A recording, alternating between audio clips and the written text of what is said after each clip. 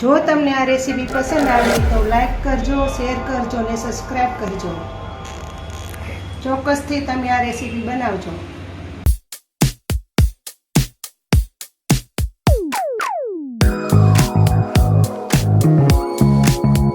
હું સગુણાબેન સિયારા સુરતથી તમારું ગુજરાતી ફૂડમાં સ્વાગત છે. આજે આપણે બનાવીશું રૂ જેવા પોચા અને જાળીદાર મેથીના ભજીયા.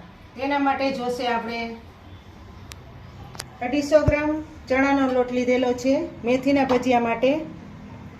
આ પતરી બનાવવા માટે 100 ગ્રામ લોટ લીધેલો છે. આ બટેકાની પતરી છે. આપણે તેના માટે લીલું લસણ જોશે, મરચાંના કટકા કરેલા છે, આ મેથીના કટકા કરેલા છે, આ ધાણા છે, પીસેલા ધાણા લીધેલા છે, મરી પાવડર છે, આમાં નમક છે, આ લીંબુનો રસ ને આપણે આ ટાટાના સોડા લીધેલા છે. પછી આપણે જરૂરિયાત મુજબ તળવા માટે તેલ જોશે. આ પાણી લીધેલું છે ડોયો કરવા માટે. હવે આપણે ગેસ ચાલુ કરશું, તેલ ગરમ કરી લેશું. પહેલાં ગેસ ચાલુ કરીએ.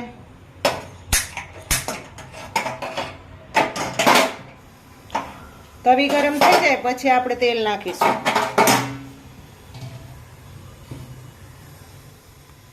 તવી ગરમ થઈ ગઈ છે તો આપણે હવે તેલ ગરમ કરી લઈએ.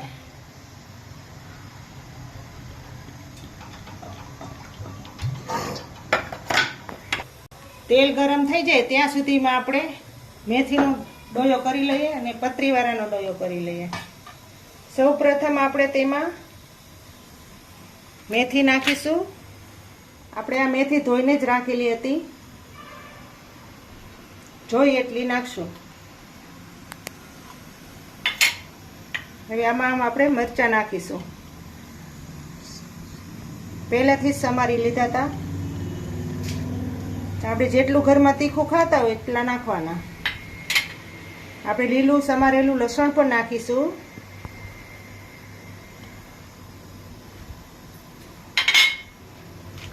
આપણે આ વાટેલા ધાણા હતા એ વાટેલા ધાણા પણ નાખી દઈએ. આપણે મરી પાવડર છે તે પણ નાખી દઈએ. આપણે જોઈએ એટલું નમક નાખીશું. આપણે અડધી ચમચી જેટલું નાખીશું. વધારે જરૂર પડે તો વધારે પછી નાખીશું.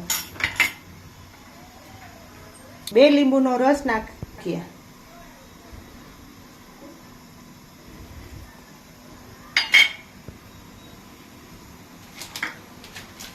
આપણે અડધી ચમચી જેટલા સોડા નાખીશું.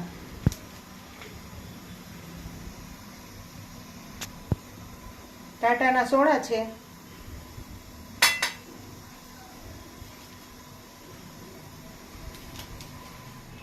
હવે આ બધો મસાલો નખાઈ ગયો છે તો હવે આપણે મિક્સિંગ કરી લઈએ એક સરખું. જોઈ એમ પાણી નાખતું જવાનું. ધીમે ધીમે પાણી નાખતા જઈએ, એમ મિક્સિંગ કરતું જવાનું.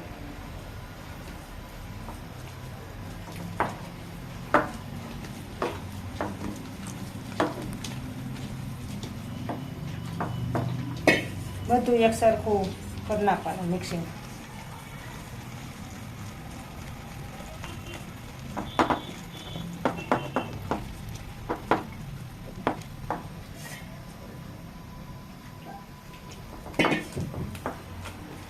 જેમ ડોયો ઢીલો હોય ને લોટ એમ સરસ ભજીયા થાય જાળીદાર. બહુ કઠણ નહીં રાખવાનો લોટ.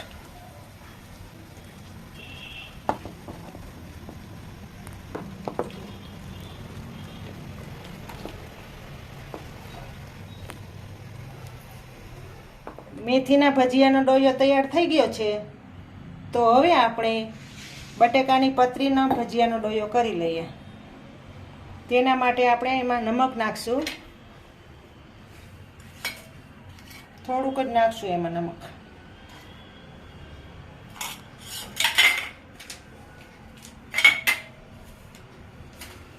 થોડાક એમાં સોડા નાખીશું. એમાં આપણે બીજું કોઈ વસ્તુ નાખીશું નહીં.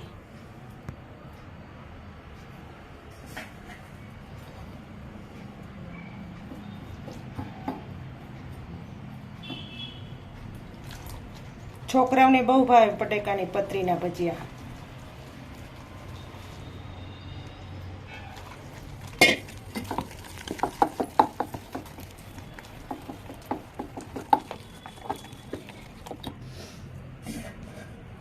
જોઈ એમ પાણી નાખશું.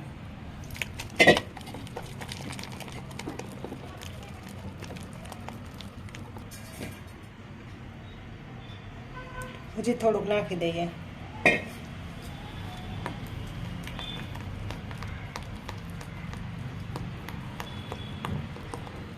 બસ આવી રીતનો લોટ રાખવાનો, આવી રીતનો બટેકાની પતરી માટે.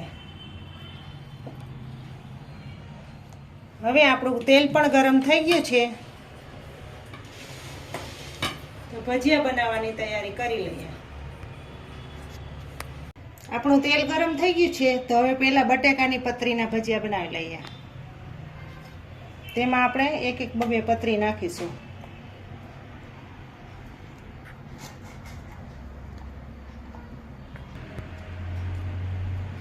આવી રીતની એકદમ બોળી દેવાનું બટેકાની પતરી, પછી આમાં નાખવાનું.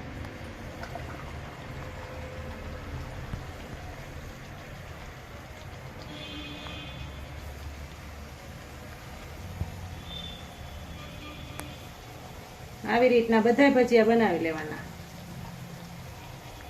ગેસ હંમેશા ધીમો રાખવાનો ભજીયામાં.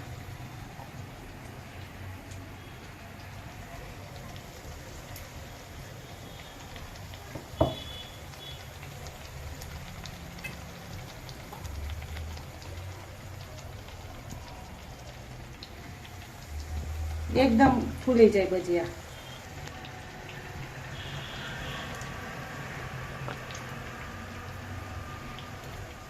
આવી રીતના બધા બનાવી લેવાના પતરીવાળા ભજીયા. એકદમ સરસ ભજીયાની જેમ ઉપસી જાય.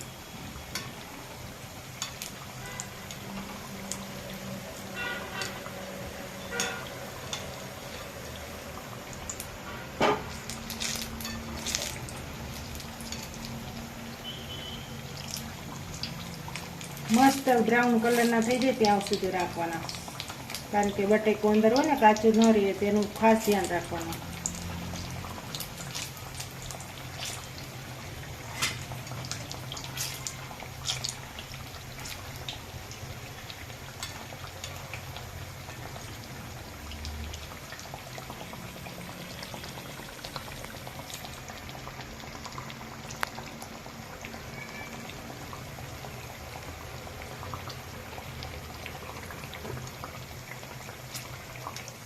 સરસ તળાઈ ગયા છે, તો આપણે એને કાઢી લઈએ બહાર. આવી રીતના બધા બ્રાઉન કલરના થઈ જાય ત્યાં સુધી રાખવાના, વધારે કાચા નહીં રહેવા દેવાના. હવે આપણે આ ડીશમાં કાઢી લેશું. આવી રીતના બધા સરસ તળી લેવાના. છોકરાઓને બહુ મજા આવે ખાવાની. હવે આપણે મેથીના ભજીયા બનાવી લઈએ.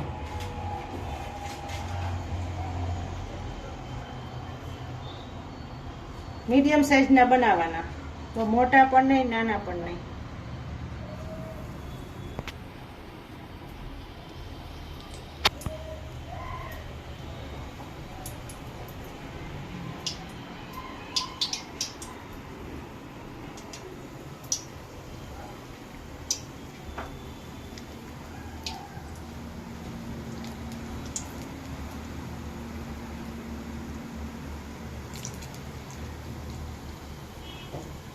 આવી રીતના બધા ભજીયા બનાવી લેવાના.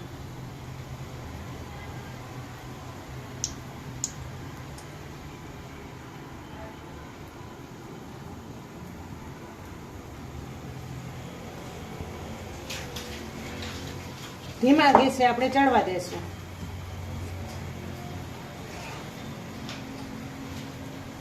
હવે આપણે હળવા હાથે હલાવી લઈએ.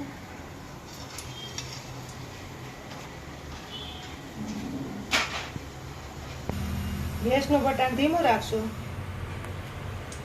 કારણ કે તેલ બહુ ગરમ થઈ જાય તો ભજીયા આપણા લાલ થઈ જાય. ધીમા હાથે હલાવતા રહેવાનું, આમ ફેરવતા જઈએ એટલે બધા સરસ કઢાઈ જાય.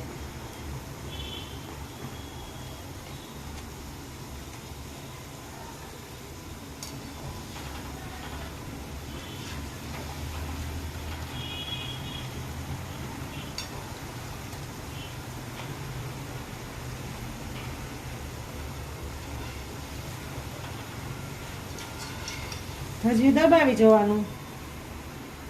સરસ ક્રિસ્પી થયા ભજીયા.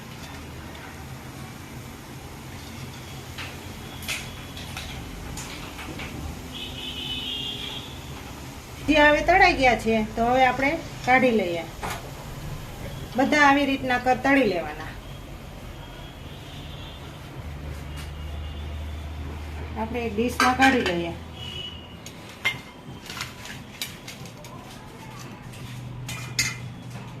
આપણે ભજીયા તૈયાર થઈ ગયા છે તો હવે આપણે ખોલીને જોઈ લઈએ ભાંગીને.